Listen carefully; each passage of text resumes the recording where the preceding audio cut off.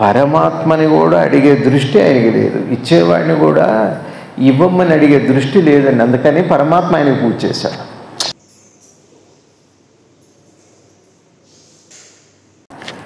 కుచేలుడికి అడగడానికి ఏం లేదు కాబట్టి పరమాత్మ పూజ చేశాడు, అడగడానికి ఉంది కాబట్టి మనం పరమాత్మ పూజ చేస్తున్నాం. ఇంతే తేడా కుచేలుడికి మనకి.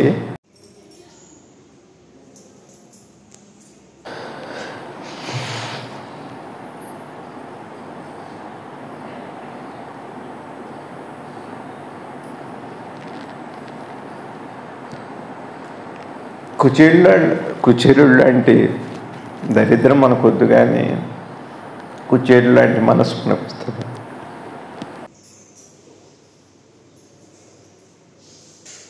అది మనకేంటంటే కృష్ణుడు జగద్గురు, ఆయన త్రైలోక్య గురువు. ఎంత ఏ పూర్వపుణ్యం చేతనో మనం ఈ రోజున మన నలుగురం కలుసుకొని మాట్లాడుకుంటున్నామంటే ఏదో పూర్వపుణ్యం అండి.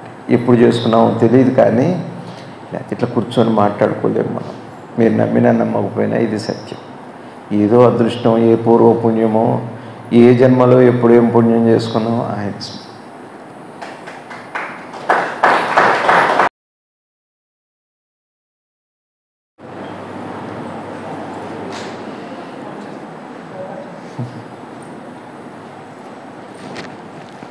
ఓం శ్రీ శివానంద గురుభ్యో నమః. శ్రీ ఆంజనేయ పరబ్రహ్మణే నమః. ఆత్మబంధువులు, ఆత్మస్వరూపులైన మీ అందరికీ శ్రీకృష్ణ జన్మాష్టమి సందర్భంగా నమస్కరిస్తున్నాను. వసుదేవ సుతం దేవం కంసచారూణమర్దనం దేవకీ పరమానందం కృష్ణం వందే జగద్గురుం.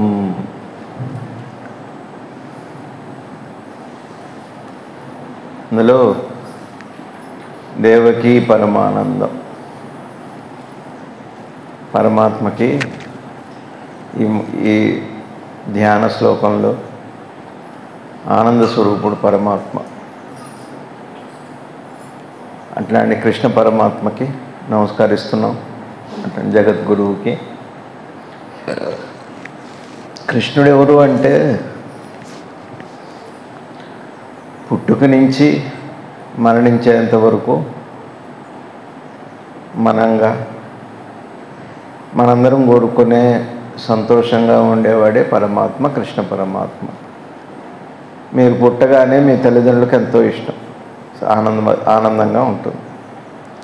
అట్లానే మనకి పిల్లలు పుడితే మనకెంతో సంతోషం. మన తల్లిదండ్రులకి మనకెట్లా సంతోషమో మనకి పిల్లలు పుడితే కూడా మనకు అంతే సంతోషం. అయితే ఈ సంతోషాన్ని ఇచ్చినటువంటి దృశ్యమాన ప్రపంచం తల్లిదండ్రులుగా, బంధువులుగా, స్నేహితులుగా, వస్తువులుగా ఈ ప్రపంచంగా కదిలి వెళ్ళిపోతూనే ఉంది, మార్పు చెందుతూనే ఉంది. ఇప్పుడు కనపడేది ఇంకాసేపటికి ఉంటుందనే టట్టుగా ఏమీ గ్యారంటీలు, వారంటీలు ఏం లేవు. జన్మనిచ్చాము మనం తల్లిదండ్రులం, బాగానే ఉంది. కానీ వాళ్ళ తలరాతలకి, అట్లానే వాళ్ళ అదృష్టానికి, వాళ్ళకు వచ్చే కష్ట నష్టాలకి తల్లిదండ్రులకి ఏం బాధ్యత ఉంది? చేయగలుగుతారా? మార్చలేదు. మనం కష్టంలోనే వాళ్ళని ఏ రకంగా మనం ఏది ఉందో అది బాగుంటే మా పిల్లాడు వృద్ధిలోకి వెళ్ళాడు అంటాం, ఉంటే పోషిస్తాం. కాబట్టి మన చేతిలో ఏమీ లేదు. చిత్రం ఏమిటి అంటే, మరి నీ చేతిలో నీ పిల్లలకు పుట్టడానికి నీ చేతిలో ఉందా? అది నీ చేతిలో లేదు. పుట్టాక వాళ్ళ తలరాత నీ చేతిలో ఉందా? అది నీ చేతిలో లేదు. వాళ్ళ భవిష్యత్తు నీ చేతిలో లేదు. వాళ్ళ గతం నీ చేతుల్లో లేదు. ఏది మన చేతుల్లో లేదు. కానీ పరమాత్మ ఏం చేశాడు అంటే,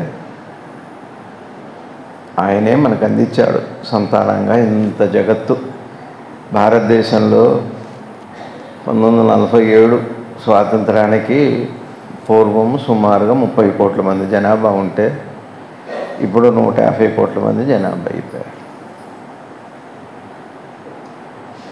మరి ఒకప్పుడు అఖండ భారతదేశంగా సుమారుగా 1904, 1906 ఇప్పుడు నేపాల్ కానీ, పాకిస్తాన్ కానీ, బంగ్లాదేశ్ కానీ, బర్మా ఇవన్నీ అఖండ భారతంగా ఉండేది. ఇవాళ మన దాంట్లో లేదు. దేశం ముక్కలైపోయింది, జనాభా పెరిగిపోయింది, బాగానే ఉంది. ఇదంతా ఎవరు చేశారు? మనం చేసాము. పిల్లలు మేము కన్నా ఉంటాం, బాగానే ఉంది. కంటే కన్నారు కానీ పిల్లలు పుట్టకపోతే కదా భగవంతుడి దగ్గరికి వెళ్ళి సుబ్రహ్మణ్య స్వామికి, ఆంజనేయ స్వామికి, గురువు గారికి మాకు పిల్లలు కావాలి అని దండం పెట్టుకుంటాం. కానీ దండం పెట్టుకునేటప్పుడు పిల్లలు ఆరోగ్యంగా ఉండాలి, మంచి ధనవంతులు అవ్వాలి, అమెరికాలో సెటిల్ అవ్వాలి, గ్రీన్ కార్డు రావాలి, వీసా రావాలి, ఏ ప్రయత్నం లేకుండా అనాయాసంగా ఇవన్నీ లభించాలి అని అడుగుతాం. కానీ మంచి బుద్ధులు కావాలని అడగం. అదే చిత్రం. మా పిల్లాడు మంచివాడు, దేశానికి ఉపయోగపడేవాడు, మంచివాడైతే బాగుండు అంటే అది బాగుండేది. ఒకప్పుడు మన మహర్షులు కానీ లేకపోతే మన చరిత్రలో, పురాణాల్లో వాళ్ళు సంతానం అట్లానే అడిగారు. ఉదాహరణకి ఒకసారి మనం శ్రీ ఆంజనేయ స్వామి గారిని స్మరణ చేసుకుంటే, ఆంజనేయమాత శివుడే నాకు సంతానంగా నీ అంతటి వాడు కావాలన్నారు. అంతకంటే గొప్పవాడుగా ఆంజనేయ స్వామి మహాబలవంతుడు. శివుడు బలవంతుడు అని చెప్పరు, జ్ఞానవంతుడు అంటారు. బుద్ధిమంతుడు, బలవంతుడు, గుణవంతుడు, జ్ఞానవంతుడు, అసలు ఏమీ తక్కువ లేదు. పూర్ణమైన శివ అంశ క్రియాత్మకంగా వ్యక్తమైన ఆంజనేయ స్వామి అవతారం మనకి. అట్లా తల్లిదండ్రులు అడిగారు. చివరికి రామకృష్ణ పరమహంసని కూడా సంతానం కోసం అడిగితే శివుడే సంతానంగా వచ్చారంటారు. కాశీలో వారికి వెళ్ళి మొక్కుంటే ఆ రాత్రి కల్లో కనపడి ఆ గదాధరుడికి పిల్లవాడిగా వస్తున్నట్టుగా చెబుతారు పెద్దలు. మనం పూర్వం పిల్లల్ని అడిగారు కానీ మంచి పిల్లల్ని అడిగారు. మనమే అడుగుతామంటే పిల్లలు బాగుండాలి, ధనవంతులు అవ్వాలి, మంచి స్థితిమంతులు అవ్వాలి, ఆరోగ్యవంతులు అవ్వాలి, నిండు నూరేళ్ళు ఉంటే ఉన్నారు నిండు నూరేళ్ళు. ఇవాళ మనం వివేకానంద స్వామి నిండు నూరేళ్ళే లేరు, 32 ఏళ్ళు ఉన్నారు. కానీ ఇప్పటికీ తలుచుకుంటున్నాం. మనలో ఎంతమంది మన వాళ్ళు పోతే తలుచుకుంటున్నారు? మనమే తెలుసుకోవట్లేదు. తద్దినం పెడుతున్నారంటే ఆ దినంతోనే అయిపోయింది. పోయిన రోజే పోయింది మొత్తం, ఇంకెక్కడ ఉంది? అసలు ఉండగానే దిక్కు లేదు, పోయాక తలుచుకుంటానికి ఏముందని. అంటే మన ప్రార్థనలోనే ఒక రకమైన స్పష్టం. ఇప్పుడు ఇక్కడే కృష్ణ పరమాత్మ అడుగులు వేశారు. కృష్ణుడు వచ్చాడనా, లేకపోతే రమ్మనా, లేకపోతే పాదాల వారివనా? ఏమిటి దీని ఉద్దేశం? ఎందుకు వేస్తాం ఈ పాదాలు అంటే, నీ అడుగుజాడల్లో మేము నడుస్తాం స్వామి అని అడుగులు వేసుకుంటాం. నీ అడుగులే మాకు జాడ ఏం తెలియదు, ఎటు వెళ్ళాలో తెలియదు. నీ అడుగులు ఎటువైపు ఉన్నాయి? తమాషా ఏంటంటే, పోనీ అడుగులు బయటికి వేయొచ్చుగా. ఇప్పుడు కాలంలో అయితే ఈ కృష్ణుడి పాదాలు బయటకు వేస్తే బాగుంటుందేమో అనిపిస్తుంది. ఇంట్లోకి కృష్ణుడి వైపు ఎందుకు, ఆయన అడుగులు ఆయన వైపు ఎందుకు అంటే, వచ్చి ఇప్పుడు విగ్రహంలో ఈ క్షణంలో వచ్చి ఉన్నారనా?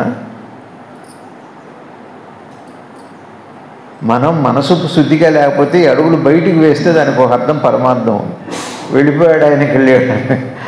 ఆయన ఎప్పుడు ఉన్నాడు, ఇక్కడే ఉన్నాడు. నీ అడుగు జాడల్లో మేము నడుస్తాం స్వామి.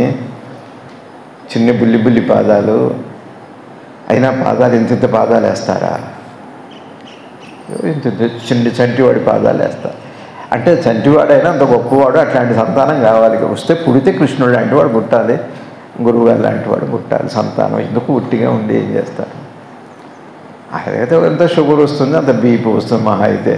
లేకపోతే 4 విల్లాలు కొంటాడు, 40 కార్లు కొనుక్కుంటాడు. అదేం పెద్ద విశేషం ఏం కాదు, ఎంతోమంది జరుగుతుంది. నేను మొన్న లండన్ పోతే చాలా వికారాలు భారతదేశంలోనే కనపడుతున్నాయి నాకు. క్రాఫుల దగ్గర నుంచి అన్నీ ఇక్కడే.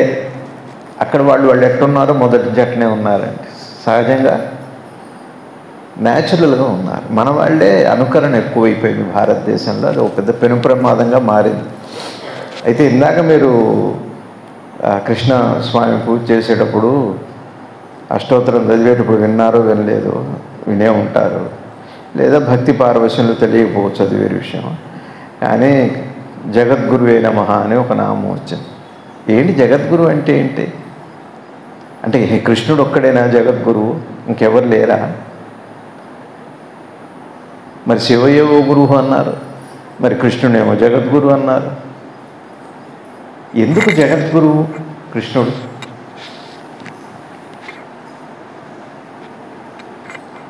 మీరు నిద్రపోయారు, పొద్దున్నే లేచారు, లేచాకనేగా ఈ ప్రపంచం తెలిసింది. మెలకు వచ్చాకేగా. నిద్రలో ఏమో తెలిసిందా? యాక్సిడెంట్ అయితే తెలియదు. ఆ నిద్రలో ఏం జరుగుతుందో ఏం తెలియదు.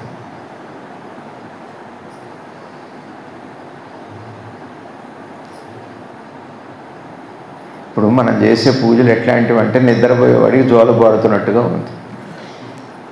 నిద్రపోతున్న వాడికి జోలపాటు ఎందుకు?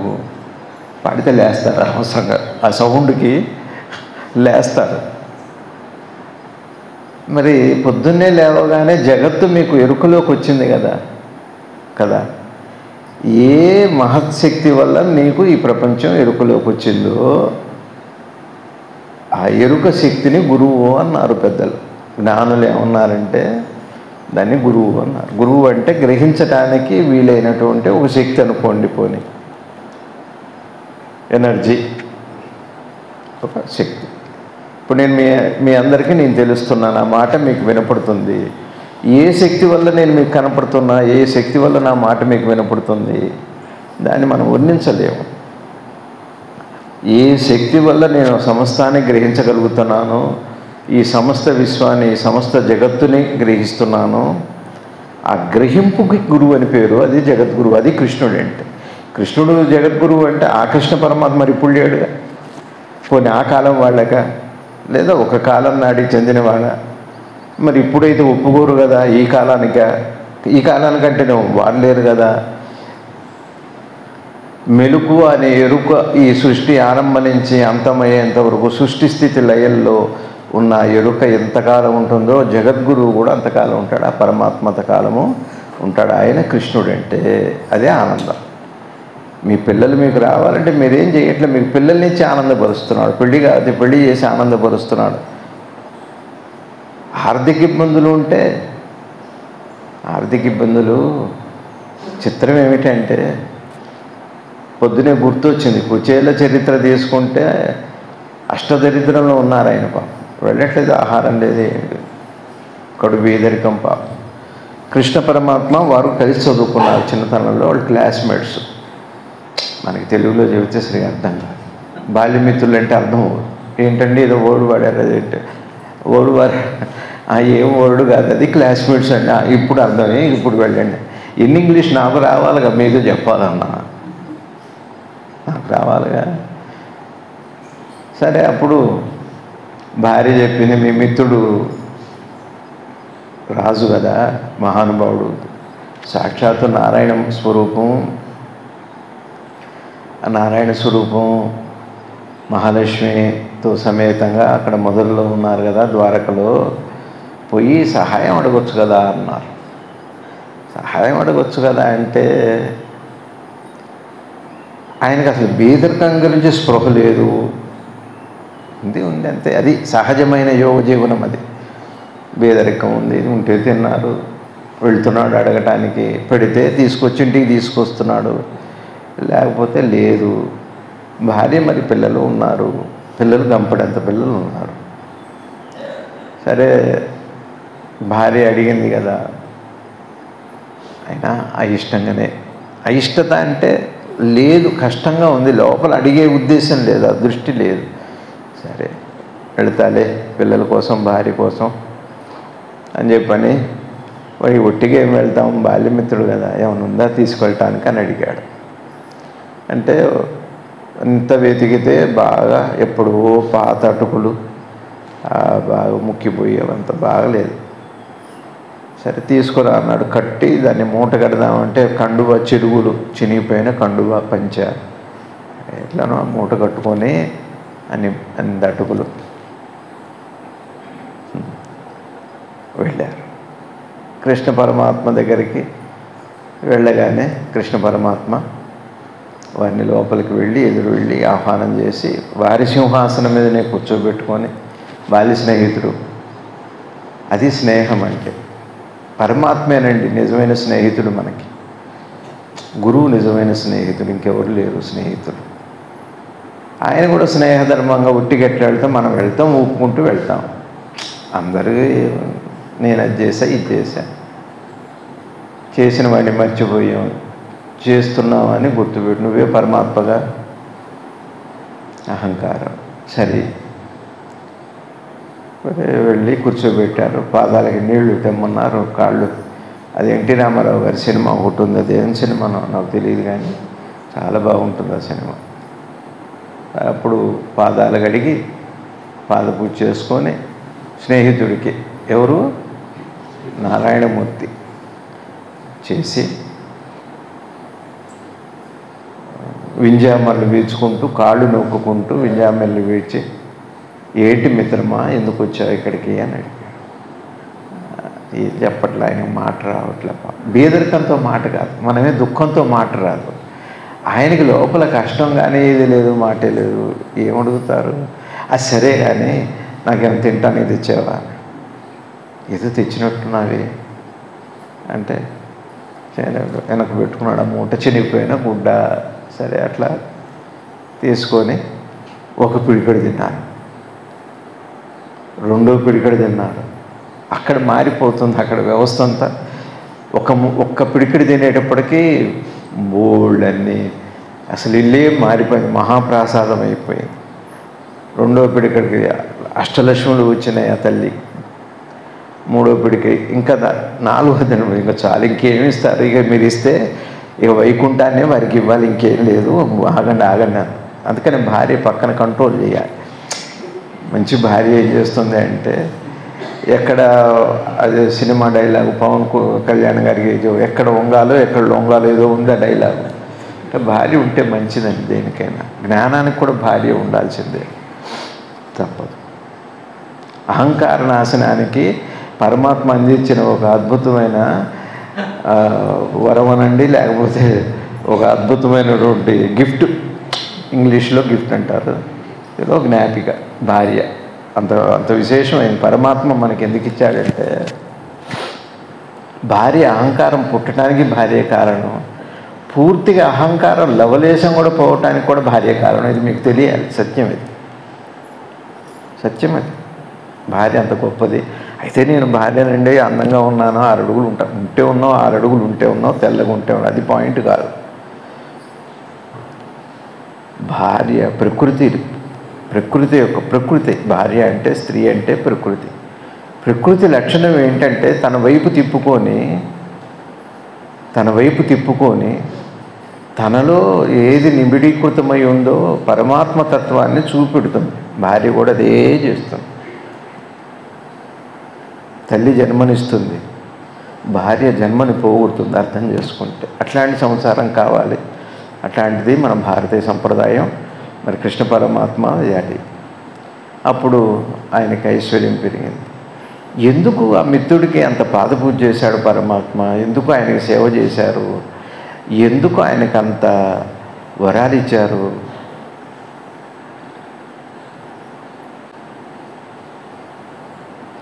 పరమాత్మని కూడా అడిగే దృష్టి ఆయనకి లేదు, ఇచ్చేవాడిని కూడా ఇవ్వమని అడిగే దృష్టి లేదండి. అందుకని పరమాత్మ ఆయనకు పూజ చేశాడు.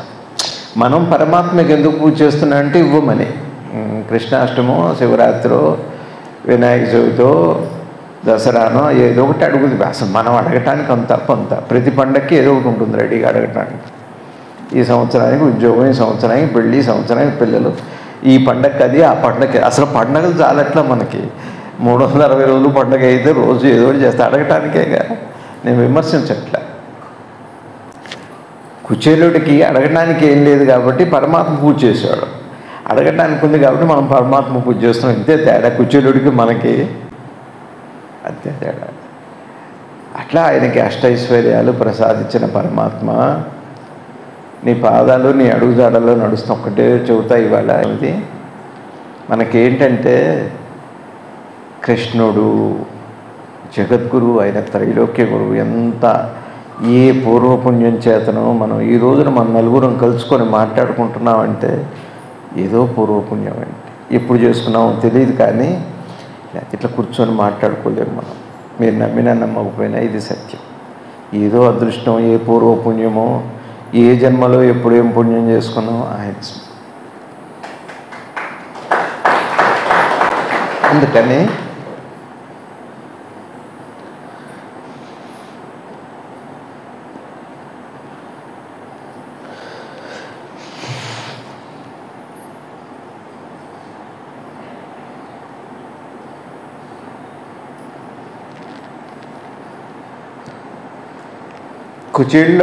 కుచేరుడు లాంటి దరిద్రం మనకొద్దు, కానీ కుచేరుడు లాంటి మనసు పుస్తకం అది. కృష్ణుడు నారాయణ స్వరూపుడు. వారు కృష్ణుడుగా ఈ భూమిలో అవతరించి భగవద్గీతని మనకు అందించారు. భగవద్గీత అంటే ఏమీ లేదు, ఒకటే. జ్ఞానం ఎంత అనంతమైందో మాయ కూడా అంత అనంతమైంది. మాయ జ్ఞానము రెండు అనంతమైనవి. ఈ జ్ఞానానికి మాయకి మధ్య ఎప్పుడూ ఒక సంఘర్షణ, ఒక యుద్ధం జరుగుతూనే ఉంది. ఆ యుద్ధం ఏదో ఒక 2500 సంవత్సరాల కాలంలో క్రితం భారత యుద్ధం కాదు, అది నిరంతరం మాయకి జ్ఞానానికి మధ్య ఒక ఒక ఒక యుద్ధం. అయితే మరి ఈ మాయ గురించి, ఆ పరమాత్మ వస్తువు గురించి ఎవరు చెప్తారు? మాయ తానే అయినవాడు, పరమాత్మతత్వం పూర్ణంగా తెలిసిన వాడే చెప్పగలుగుతారు, ఇంకెవరు చెప్పలేరు. భగవద్గీత అంతా కూడా యుద్ధమని అనుకోకండి. మాయకి జ్ఞానానికి ఉన్న తేడాన్ని వివరించాడు పరమాత్మ 18 అధ్యాయాల్లో. ఎన్ని? 18 అధ్యాయాల్లో మాయకి జ్ఞానానికి ఉన్న తేడా ఏమిటి, మాయ లక్షణం ఏమిటి, జ్ఞాన లక్షణం ఏమిటి అని అద్భుతమైనటువంటి అనుగ్రహం చేశారు కృష్ణ పరమాత్మ. ఇంతే. ఇకపోతే మాయ అంటే ఏమిటి? మాయ అంటే ఏమీ లేదు. మాయ అంటే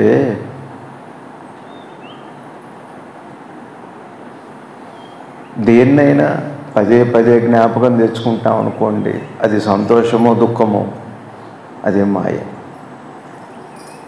పునరపి జననం పునరపి మరణం అంటే పదే పదే మనం సంతోషాన్ని, ఇచ్చిన సంతోషం పరమాత్మే ఇచ్చాడు, ఇచ్చిన దుఃఖం కూడా పరమాత్మే ఇచ్చాడు. ఎందుకు దుఃఖాన్ని పరమాత్మ ఇచ్చాడు అంటే నీకు సంతోషం ఏంటో తెలియటానికి ఇచ్చాడు. మరి నీకు సంతోషం ఎందుకు ఇచ్చాడంటే నీకు ఆనందం ఏంటో తెలియాలి. అదే దేవకి పరమానందం అంటే అదే అర్థం. అందుకని ఆనందం తెలియటానికి సంతోషం ఇచ్చాడు, సంతోషం ఏమిటో తెలియటానికి దుఃఖం ఇచ్చాడు. అయితే మనం ఏం చేస్తున్నామంటే ఆనందం వైపేమో మనసు తిరగట్లేదు, సంతోషంలో ఉంటే సంతోషాన్ని కావాలని, దుఃఖంలో ఉంటే దుఃఖాన్ని పదే పదే నాకు ఆర్థిక కష్టము, అనారోగ్య కష్టము, మరేదో పదే పదే ఆ స్మరణ ఉంది చూసారా, ఆ స్ఫురణ ఉంది చూసారా, స్మరణ అవుతుంది. ఆ స్ఫురణ మాయ అంటే. స్ఫురణ బదులు స్ఫురణ స్థానంలో ఆయన నామస్మరణ, కృష్ణ కృష్ణ. ఎందుకుంటాయి ఆర్థిక ఇబ్బందులు? అడక్కండి, నా కష్టాలు పోవాలని అడక్కండి.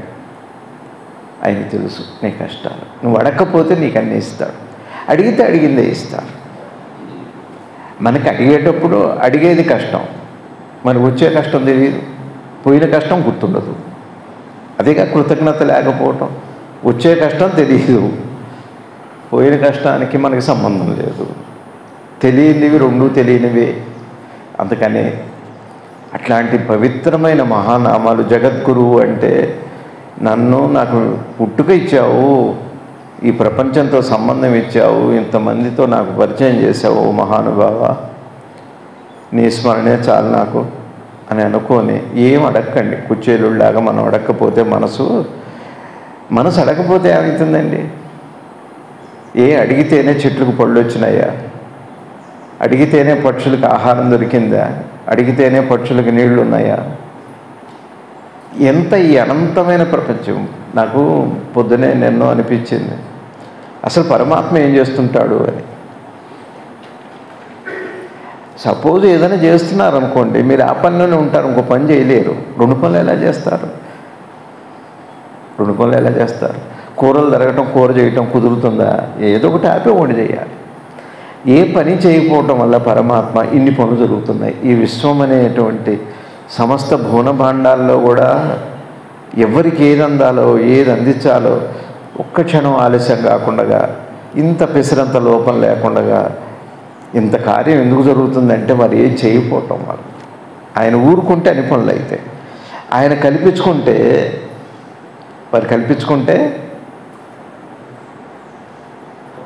సృష్టి ఆగిపోతుంది. పరమాత్మ కల్పించుకున్నాడు అంటే ఏది నిరహంకారంగా, ఏది కర్తృత్వం లేకుండా ఈ అనంత సృష్టి, నది పుట్టింది, సముద్రంలో కలిసింది, గాలి వీచింది. ఒకటే గుర్తుపెట్టుకోండి, సహజంగా ఉన్నది ఏదైతే ఉందో, ఇప్పుడు మనకు గాలి ఉందా లేదా? ఋతువులు ఉన్నాయా లేవా? ఉన్నాయి కదా. మరి అమెరికాలో ఋతువులు లేవా? ఇక్కడే ఉన్నాయా ఋతువులు? ఇప్పుడు అమెరికాలో చల్లదనం అయిపోయి ఎండలు రాగానే మనకి ఇక్కడ చల్లదనం వస్తుంది. అక్కడ వాళ్ళు ఇక్కడికి వస్తారు సెలవులకి, ఇక్కడ వాళ్ళు ఎండల్లో అక్కడికి సెలవులకు వెళ్తారు, డబ్బులు ఉన్నవాళ్ళు. లేకపోతే ఊటీ వెళ్తారు, లేకపోతే ఏదో ఉంటాం మొత్తానికి. కానీ అక్కడ ఋతువుల్ని ఇక్కడ ఋతువులు లేదా ఇక్కడున్న ప్రకృతి దాన్ని తీసుకోలేదు. అక్కడ ఋతువు అక్కడ దానికి అనుగుణంగా అక్కడ ఉంది, ఇక్కడ దీనికి అనుగుణంగా ఇక్కడ ఉంది. ఒకే ప్రపంచంలో ఈ భూమి మీద రకరకాల ఋతువులు, రకరకాల సమయాలు, దేశకాలన్నీ మారిపోతూనే ఉన్నాయి. దీన్ని అనుసరించట్లే. ఇక్కడ భారతదేశంలో ఋతువుల్ని అమెరికాలో ఋతువులు అనుసరించవు, అమెరికాలో ఋతువుల్ని భారతదేశం ఋతువులు అనుసరించదు. ఎక్కడ ఏ ఋతువు ఎక్కడ అవసరమవుతుందో అక్కడ ఆ సహజత్వం ఏదైతే ఉందో మన జీవితానికి మనం అర్థం చేసుకోగలిగితే ఋతువు లాంటిది ఒక్కొక్క వ్యక్తికి ఒక్కొక్క రకంగా అవసరమవుతుంది. ఏది అవసరమో అది. ఆ సత్యాన్ని గుర్తుపడితే చాలు, సహజత్వం వస్తుంది, జ్ఞానం కూడా వస్తుంది. ఇది భగవద్గీత చెబుతున్నమాట. కాబట్టి మనకి ఇవాళ ఆర్థిక ఇబ్బందులు, ఈతి బాధలు ఉన్నాయి, బాగున్నాయి. మరి ఏం చేస్తాం? కాలంలో వచ్చిన మార్పు, మనలో వచ్చిన మార్పు, మనసులో వచ్చిన మార్పు బాగానే ఉంది, పర్లేదు. మరి ఏంటి పరిష్కారం ఏమిటి అంటే కృష్ణ కృష్ణ కృష్ణ అంతే, అయిపోయింది, చాలు. ఒక్క నామం చాలు. ఏమండి మనకున్న కష్టాలు ఏంటండి? ఏవో మన పిల్లలు, మనవలు, మనవరాళ్ళు, అల్లుళ్ళు, కోడళ్ళు, వియ్యంకులు, వియ్యపురాళ్ళు, ఇది సరే ఉందని అనుకోండి. మరి నీ పిల్లలకు కూడా ఏ కష్టం రావద్దు అంటున్నావు. మరి నీ పిల్లలకి ఏ కష్టం రాకపోతే, నీ కష్టం రావటం వల్లేగా భగవంతుడు గుర్తొచ్చాడు. మరి నీ పిల్లలకి ఏ కష్టం రాకపోతే వాడు ఎప్పుడన్నా భగవంతుని తలుచుకునే అవకాశం ఉందా? మరి రావాలి. ఆ దృష్టి మంచిది. నీ కష్టం రామట్టే భగవంతుడు. కుంతి అమ్మాయి అన్నారు, నాకు కష్టం ఇవ్వు, ఎంత అంటే భరించేంత కష్టం ఇవ్వు, మళ్ళీ నేను తలుచుకోవాలి, లేదా తలుచుకోను నేను, మళ్ళీ ఎక్కువ కష్టం అయితేనే తలుచుకోలేను, సరిపడ ఇవ్వు అన్నారు. అందుకని కష్టం వద్దని చెప్పలేదు, కష్టం ఇవ్వమనే అడిగారు. నిజంగా కష్టం ఇవ్వమని పరమాత్మను అడగటంలోనే అన్ని కష్టాల్లో నుంచి అష్ట కష్టాల నుంచి బయటపడతాం. అది అష్ట కష్టాల కంటే కష్టంగా ఉంది మనకి. ఇది మన జీవన ప్రయాణం, జీవన యానం అలా సాగుతుంది. ఏమండి ఆపరా, ఇంకెంతసేపు చెబుతారు అని అంటున్నారు. అంటే అన్నాళ్ళు, నేనేం ఆపునదేం లేదు. ఎందుకు ఆపాలి? మీరు ఆపమంటే ఆపా. ఏం మొదలు పెట్టేటప్పుడు చెప్పండి అన్నారు. ఇప్పుడు ఎప్పుడు ఆపుతారంటే మీ ఇష్టమేనే, నాకేం లేదా స్వతంత్రం ఉంది నాకు. అందుకని మరి పిల్లలకి ఎట్లా కష్టం తెలియకపోతే వాడు భగవంతుని తలుచుకోడుగా, భగవంతుని తలుచుకోకపోతే వాడిని తలుచుకోడుగా. అసలు భగవంతుని ఎందుకు తలుచుకుంటున్నామంటే నన్ను తలుచుకోవటానికి. అసలు మనం భగవన్నామం చేస్తున్నామంటే అర్థం ఏమిటంటే నన్ను నేను తలుచుకుంటున్నాను అని, నాకు నేను దగ్గర అవుతున్నాను అని. భగవంతుడు చాలామంది ఏమంటారంటే అదేమో జ్ఞానం, నువ్వు భగవంతుని తలుచుకుంటున్నావు, నీకంటూ ఒక వ్యక్తిత్వం ఉండాలి, ఒక ఇండివిజువాలిటీ ఉండాలి. ఇంగ్లీష్లో నీకు ఒక ఇండివిజువాలిటీ ఉండాలి, ఒక సెల్ఫ్ రెస్పెక్ట్ ఉండాలి. అట్లా ఉండాలి. కానీ ఇట్లేంటి మరి గురువుకు దండం పెట్టడం ఏంటి, అవి కాళ్ళు పట్టుకోండి, ఇవన్నీ నాన్ సెన్స్, ఇది కరెక్ట్ కాదు. ఇప్పుడు ఈ మోడర్న్ సైంటిఫిక్ యుగంలో అలా ఉండకూడదు అని అన్నారు, బాగుంది. అసలు వాస్తవానికి ఏం జరుగుతుందంటే కృష్ణ కృష్ణ అంటున్నానంటే నన్ను నేను తలుచుకుంటున్నాను అని ఏమవుతుంది, ఎవరు ఈ కృష్ణుడు తలుచుకోవడం ఏంటని వాడు చూస్తాడు. అసలు అప్పుడు కృష్ణుడు చూస్తాం మనం. నువ్వు భగవంతుని తలుచుకోవడానికి నిన్ను నువ్వు తలుచుకుంటున్నావని అర్థం. నువ్వు భగవంతుని తలుచుకుంటున్నావు అనుకుంటున్నావు కాబట్టి నువ్వు మర్చిపోయావు. ఇక్కడే ఉంది సీక్రెట్, చిన్న సీక్రెట్. ఇదే జ్ఞానం అంటే. అందుకని ఇంతకంటే చెప్పలేండి. మీ యొక్క ప్రార్థన పరమాత్మ విన్నాడు. పిల్లలు ఇబ్బంది పడుతున్నారు, ఇంకా చాలని అంటున్నారు స్వామి, ఆపేద్దాం. ఒకటే నా ప్రార్థన ఒకటే, అమ్మ మన సనాతన సంప్రదాయం చాలా గొప్పది. కృష్ణ పరమాత్మ లాంటి వారు సద్గురు శివానందకు నిన్న ఎవరో అక్కడ వాళ్ళు పంచుకున్నారు గురువుగారి అనుభవాలు. ఎంత అద్భుతమైన అనుభవాలు, అద్భుతమైన లీలలు. అట్లని వారిని ఆశ్రయించమని, వారిని నమ్మమని నేను చెప్పట్లేదు. కానీ గురువుగారు మొట్టమొదటి నాకు పరిచయం, నా గురించి చెప్పకు, చెబితే దేశభక్తి చెప్పు, నా ప్రచారం ఎందుకు అని అన్నారు. కాబట్టి అది వాళ్ళ వ్యక్తిగతం. అది మొన్న ఎవరో ముస్లిమ్స్ పాపం జగ్గేపేట వాళ్ళు వచ్చారేమో, వాళ్ళు తెలియదు నాకు. వాళ్ళ పిల్లకి బాగుండకపోతే వాళ్ళు అడిగింది గురువుగారికి, ఏదో మార్పు వచ్చింది, వాళ్ళకి మంచి జరిగింది, గురువుగారికి మేము నైవేద్యం పెట్టుకోవచ్చా అని అడిగారు. భార్య శుభ్రంగా పెట్టుకుంటున్నారు, తింటున్నారు. ఇక్కడ ముస్లిమా హిందువా ఫలానా చాతుర్వర్ణాలా కాదు ముఖ్యం, దృష్టి చాలా ముఖ్యం. వారికి అది ముఖ్యం. నాకు ఇష్టం లేకపోతే నేను పెడితే ఉందండి. లోపల ఉద్దేశమే సరిగా లేనప్పుడు నేను షోడశోపచార పూజలు చేస్తే ఏంటి, అన్నీ మర్చిపోయి కదా. చూడండి ఎంత బాగుందో. నేను ఫలానా అనే లింగము, వర్గము, కులము, మతము మర్చిపోవటమే కదా పరమాత్మ యొక్క ధ్యానము. నిజమైన యోగం అది కదా. అట్లాంటి స్థితికి వాళ్ళు ఎదుగుతున్నారు అంటే వాళ్ళు ఎవరైనా కానీ విశేషమైన మార్పు అది. అట్లాంటి చైతన్యం ఈ భారతదేశంలో రావాలి. అందుకని మీ అందరినీ నేనేం కోరుకుంటున్నానంటే, వయసు మీద పడుతుంది, ఈ కాలంలో ఏదో మంకీ ఫాక్స్ అంటున్నారు, లేకపోతే ఫాక్స్ మంకీ అనొచ్చు, రేపు ఎట్లా ఇంకా 9 వైరస్లు ఉన్నాయిట, ఇట్లాంటివి ఎన్నో వస్తాయి అంటున్నారు మరి సైంటిస్టులు. తర్వాత మరి సమాజంలోనేమో చాలా మార్పులు వచ్చినాయి, మీరు చూస్తున్నారో లేదో నాకు తెలియదు. ఇప్పుడు ఒక డింక్ అనే ఒక కాన్సెప్ట్ వచ్చిందండి. ఏంటది? డింక్ అనే కాన్సెప్ట్ భారతీయుల్లో, యువతలో ఇప్పుడు ముఖ్యంగా చిన్నపిల్లల్లో. డింక్ అంటే డ్యూయల్ ఇన్కమ్ నో కిడ్స్, అది కాన్సెప్ట్. అంటే ఇద్దరు భార్యాభర్తలు కష్టపడి సంపాదిస్తారు, పిల్లలు లేకుండా, పిల్లలు వద్దు మాకు. అప్పుడు ఈ భారతదేశం ఏమవుతుంది, యువత లేని దేశాన్ని ఎలా ఊహిస్తాం మనం అభివృద్ధిని?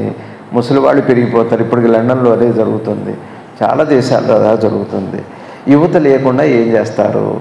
వ్యవసాయ భూములన్నీ అపార్ట్మెంట్ల కింద మారిపోతున్నాయి. ఒట్టిగా జనం ఉండి ఏం చేస్తారు? ఇల్లు కట్టుకొని.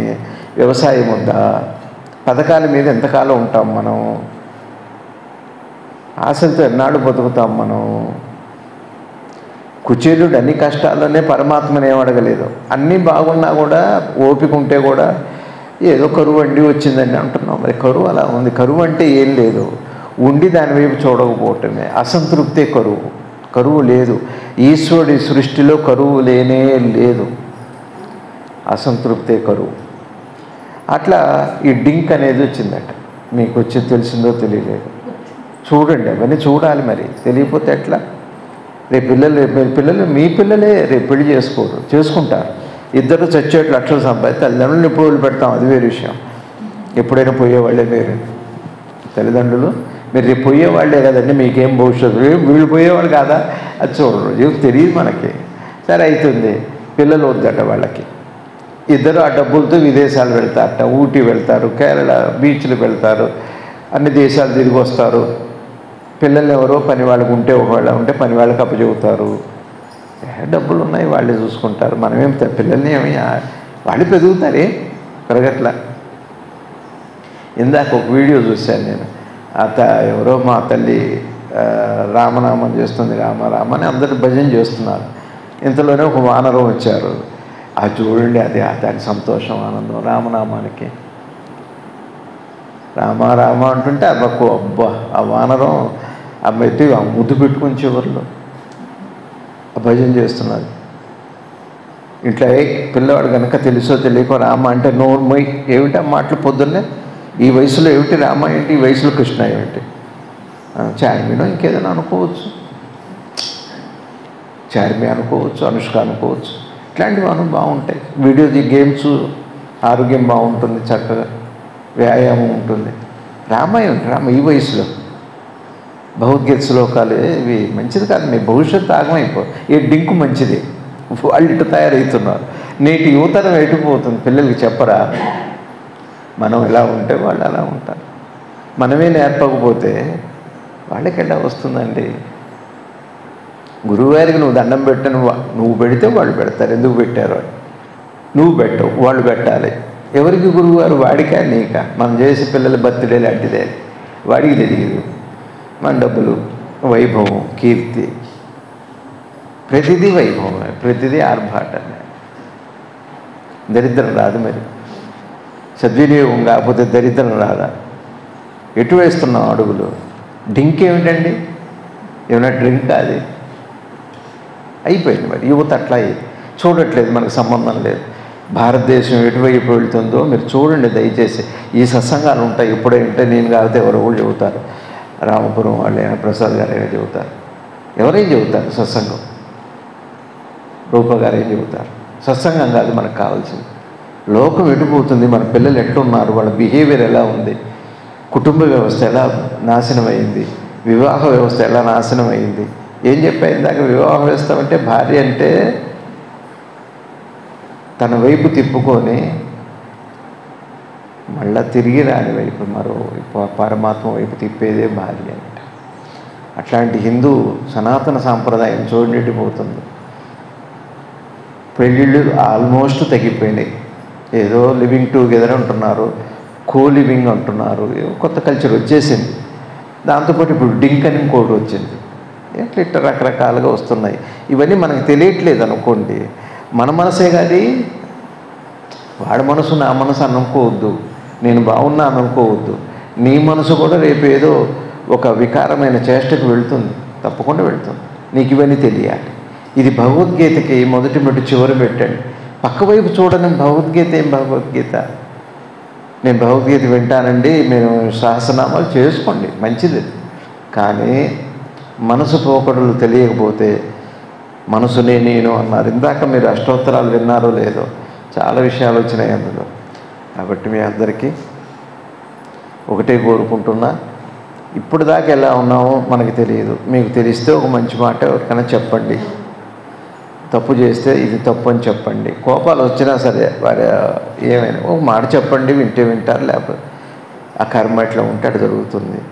తర్వాత లోకం తీరు తెలుసుకోండి. మేము సత్సంగాలు వింటామండి, మేము ధ్యానం చేసుకుంటామండి, అది ఉండాలి. కానీ లోకం అంటేనే నువ్వు కానీ లోకం లేదు, బాగా గుర్తుపెట్టుకోండి. నీకు లోకం అర్థమైతే నీకు నువ్వు అర్థమవుతావు. నేను వేరు, లోకం వేరు, వాళ్ళు ఎట్లుంటే నాకేంటి, అదంటే నువ్వు అట్ట ఉన్నావు అని అర్థం. నువ్వు అందులో ఒక భాగమే, బాగా గుర్తుపెట్టుకోండి. మీకు అర్థమైందా? మీరు మీ ఇంట్లో 4 వైపులా ద్వారాలు ఉన్నాయనుకోండి. ముఖ్యంగా సింహద్వారం కదా, దొంగలు వస్తే సింహద్వారంలో నుంచి వస్తారు అని తాళం వేసి పెట్టుకున్నారు అనుకోండి, గడిగేసి. మిగిలిన తలుపులు ఏదో ఒకటి తీసి ఉంచారు, ఒకటి తెరుద్దాం, ఏదో మంచిది, వాస్తు దోషం ఉండదు అని తెరిచి ఉంచారు. ఏమవుతుంది? దొంగ సింహద్వారంలో నుంచే వస్తాడా? ఎక్కడ ఓపెన్ ఉంటే అక్కడి నుంచి వస్తాడు, ఎక్కడ అవకాశం ఉంటే అక్కడి నుంచి దొంగ వస్తాడు. ఇప్పుడు నా మనసు పోకడలకు అర్థం కాకపోతే నేను ఒక తలుపు మాత్రమే మూసినవాడిని, మిగిలిన 3 తలుపులు తెరిచే ఉన్న విషయం అర్థమైతేనే మనం చెప్పుకునే భగవద్గీత సత్సంగాలకు అర్థం ఉంది. పులి స్టాప్ పెట్టుకోవాలి ఎక్కడి నుంచో. అట్లా సనాతనంగా మన సనాతన సాంప్రదాయంలో మహర్షులు అందించిన సత్యం, కృష్ణ పరమాత్మ, రాముడు, ఇటువంటి దేవతలండి వీళ్ళంతా. అయితే మర్చిపోతున్నాం. ఏదో కొత్తగా వింత, పాతగా రాత. కోరికలు తీరటమేనా? ఇక అంతేనా ఈ జీవితానికి? అదేనా భారతీయత? తీర్చుకోండి, కోరికలు ఏముంది. భర్త అంటే ఏవో చీరలు, నగలు, ఇల్లు, సుఖాన్ని ఇవ్వటం, అంతేనా? భార్య అంటే వండి పెట్టడమేనా, ఇష్టమేనా? ఇంతేనా ఇక జీవితం అంటే? నీకు కోరిక తీరుతుందని నువ్వు మరోవైపు చూస్తావా? నువ్వు ఇటువైపు చూస్తే నీకు సంప్రదాయంలో నీ జ్ఞానం అంటే ఏమిటి, నీ పుట్టుక ఏమిటి, జన్మ ఏమిటి, ఆ చెప్పిన వాడిని మర్చిపోతున్నారు మీరు. అది నేను అనేది.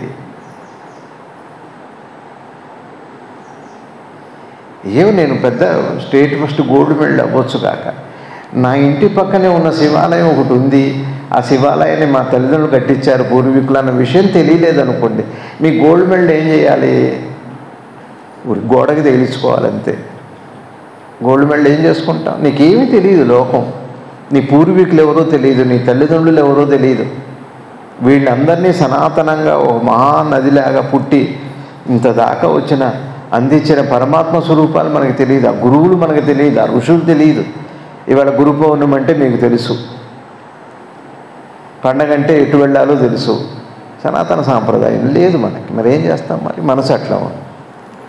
కోరికలు తీరితే చాలు, మరి ఏదైనా పర్లేదు. మన కోరికలు తీరితే ఎవరినైనా నమ్ముతాం మనం. సంప్రదాయం వద్దు మనకి. అలా ఉంది మనసు. మిమ్మల్ని కాదు, మేము అట్లా లేవండి, అందుకేనా మేము వచ్చిన కృష్ణాష్టమి రోజు ఉన్నాం. మరి మనం నీ మనసు ఏంటి, నా మనసు ఏంటి? రేపు నీ పిల్లలకి ఏమందించదలుచుకున్నాం? ఎవరిని గుర్తు చేయకుండా ఎన్నాళ్ళు పారాయణాలు చేస్తాం, ఎన్నాళ్ళు పలాయనం చితగిస్తాం.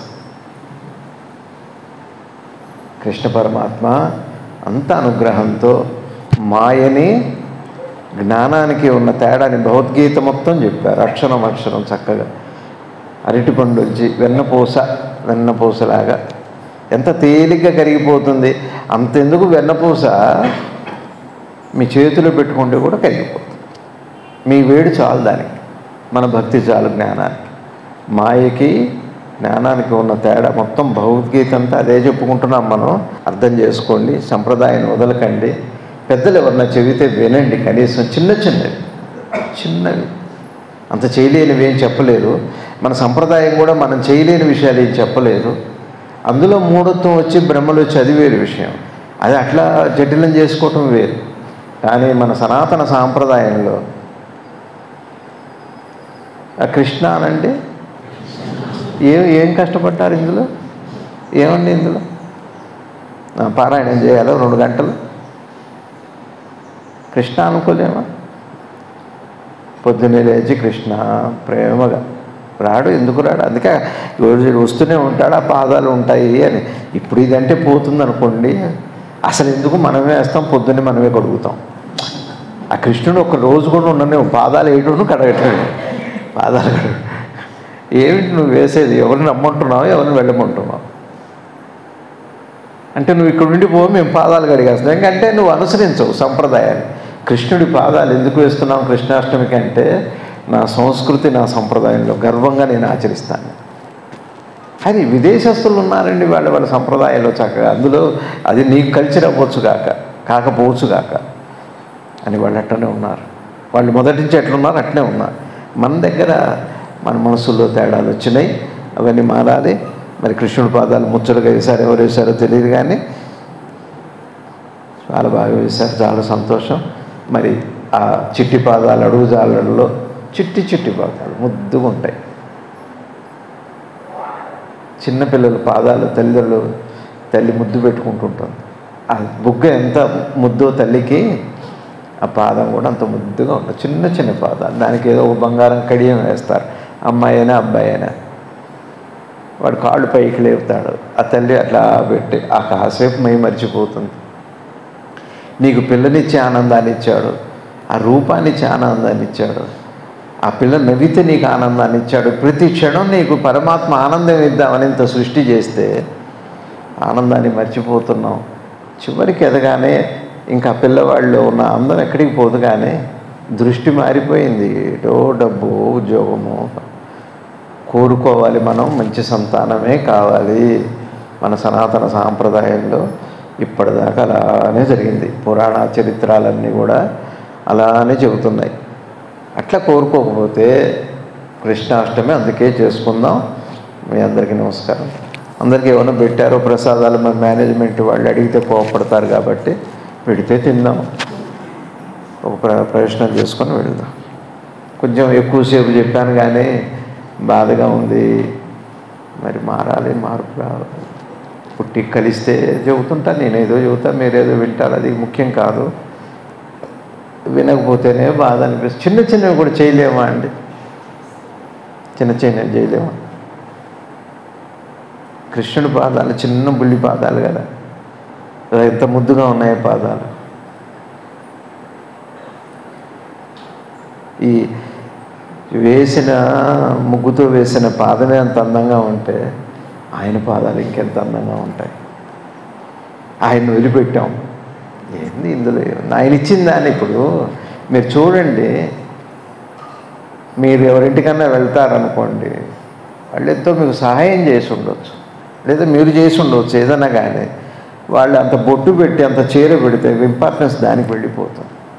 పరమాత్మ ఇంతది నీకు ఇస్తే ఆయన మర్చిపోయి దీన్ని పట్టుకున్నావు నువ్వు, అట్లా అయిపోయావు మనం. భక్తి అంటే ఇది ఉంటే ఇది కావాలి, నాకు నువ్వు కూడా కావాలంటే అది భక్తి. నాకు ఇది కావాలి, నాకు నగలు కావాలి, నగలు ఇచ్చిన నువ్వు కూడా కావాలి, నాకు నా పిల్లలు కావాలి, నా పిల్లలు ఇచ్చావు కదా నువ్వు, మొక్కున్నా కదా, నాకు నువ్వు కూడా కావాలి. ఇట్లయితేనే ఇగో ఇట్లాంటి సంబంధము, అట్లాంటి ముడి మన మధ్య పడాలి. అట్లాంటి ముడి మన మధ్య పడాలి. అద్భుతమైన జ్ఞానయోగాన్ని గురువుగారు సద్గురుదేవులకి చెప్పారు. కృష్ణుడి కాలంలో కూడా గురువుగారు ఉన్నారు. ఆయన చూశారు, అంత అందమైన వాడు కృష్ణుడు. ఉన్నారు, మీరు ఉన్నారు, అందరూ ఉన్నారు. అనాదిగా మహా జ్ఞానులందరూ కూడా పరమాత్మతో ఉన్నవాళ్ళే. మనం కూడా ఉన్నాం, మనం కూడా ఉన్నాం, కానీ మనకి తెలియదు. మరి తెలుసుకుంటే బాగుంటుంది. ఎంత అందమైన రూపం అట కృష్ణుడిది. ఆయన ఇక్కడ చూస్తే అవతలు కనపడేది. ఇప్పుడు నా వెనక ఏముందో నేను అడ్డుంటే మీకు కనపడదు కదా. కృష్ణుడు అట్ట కాదు, వారిలోంచి అవతల వస్తువు కనపడేది. అంత ట్రాన్స్పరెంట్, అంత తేజస్సు ఉంటుందట. అయితే ఆ నీలమణి వేసుకుంటారు అడ్డుగా, ఆ జ్యోతికి పరంజ్యోతి కనపడేది. అది ఆయన రూపం. పుంసో మోహన రూపాయ. మగవాళ్ళకు కూడా అసలు గురుగారు చెప్పారు, మనం అనుకుంటున్నాం కృష్ణుడు కనపడితే చూద్దామని. కనపడితే చూడటం కాదు, చూడలేం కూడా, పడిపోతా అంటే అంత అందమైన రూపం. అందానికి కూడా మూర్చి వచ్చేస్తుంది. కృష్ణుడిని చూడగానే మూర్చి వచ్చేస్తుంది. మళ్ళీ లేచి ఆయన ఉండొద్దు, ఆయన నీళ్లు జల్లి లేపుతాడా ఏంటి. అందుకని మన సంప్రదాయంలో కూడా రంభా, ఊర్వశి, మేనక వీళ్ళు కనపడాలి అని అంటాం. ఎందుకంటే చాలా అందమైన వాళ్ళు. వాళ్ళని గురువు గారు చెప్పారు, ఆ రమ్మని చూశారనుకోండి పడిపోతాం. మనం ఊహిస్తాం చాలా, అది వేరు విషయం. ఏం సినిమా యాక్టర్ల వాళ్ళు ఏమన్నా పడిపోతాం. అంత అందమైన వాళ్ళు. అక్కడ మనం చెల్లించకుండా అట్లాంటి స్థితి దాటామంటే అప్పుడు అమ్మవారి దర్శనం ఇస్తారట. నువ్వు దాటాక నేను కనపడతాను, నువ్వు ఇక్కడే పడిపోయావు, ఇక నా దాకా ఏం వస్తావు. అది మన సనాతన సాంప్రదాయం, ఎంత గొప్పదో. కాబట్టి మా పిల్లలు కష్టాలు వద్దనకండి, సరిపడేమో వాడికి బుద్ధి రావాలి, తెలియాలి, వాడికి జీవితం తెలియాలి, నువ్వెవరో తెలియాలి, నీ గురించి ఒక ప్రశ్న రావాలి. ఆ దృష్టి వచ్చేందుకు వాడికి అంత కష్టం ఏదన్నా ఇవ్వు అని చెప్పాగా. మా అబ్బాయికి కష్టం రాదు, మేము పొలం అమ్మితే అడ్డావు, రేపు నీకు తినడానికి ఉండదు, వాడికి ఏముండదు. మీ అందరికీ మరొకసారి కృష్ణాష్టమి సందర్భంగా మనస్ఫూర్తిగా నమస్కరిస్తూ, ఎవరిని విమర్శించట్లేదండి, మనసు పోకడల గురించి చెబుతున్నాను నేను.